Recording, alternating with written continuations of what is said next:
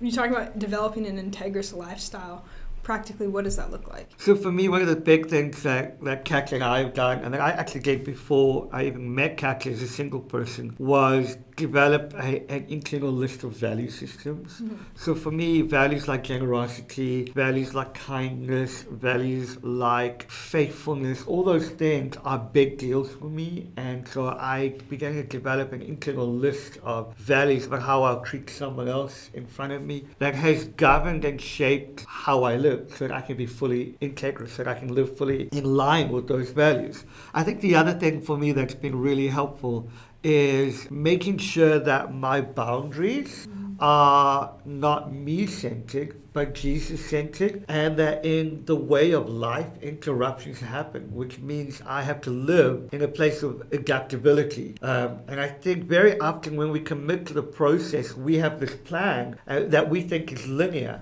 but very rarely are our plans linear. God seems to take us different ways, Absolutely. over hills, below, around. And so I want to live in a place of adaptability. I don't want to be so boundaried about my life that I can't allow for holy interruptions, that I can't allow for inconveniences that lead to greater opportunities of destiny. Adaptability is a big deal. I think the other practical way is learning to be just that, practical. Like I've got to make sure that I get up early. I've got to make sure that I be in the spaces that I need to be in. And I think we make all manner of excuses like, oh, it's not my culture, or that's like a big deal in Africa. We talk about African time. We don't show up on time because it's African time. No, if I'm committing to something, there is a level of my yes being my yes. There's a level of making sure that my life is orientated around the things I'm committing to. Because life rarely happens to you. You're making life happen around you.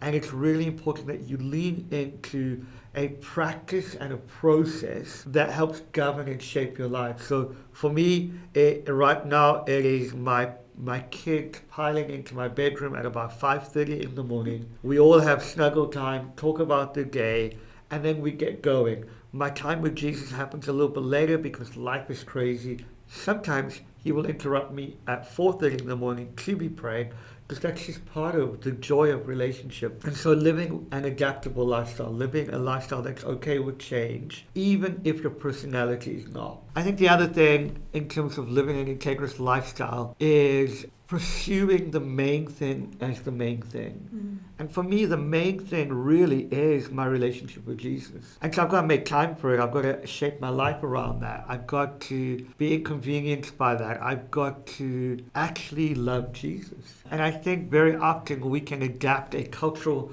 Christianity that is beautiful and wonderful externally, but internally I'm not aware of his presence. And the thing about living in this world is you will most often, I think it's Bill Johnson who makes this brilliant statement very often, he says, you will always reflect the reality you're most aware of. And if my internal reality is not centered and focused upon the Jesus that lived and walked on the earth, the Jesus that we see in the Bible, who is not some hippie Jesus who floats around on a cloud, but a very earthy, life-living Jesus who is in the mess of life. And if I'm not centered around who he is, my reality is always going to be out of perspective and distorted.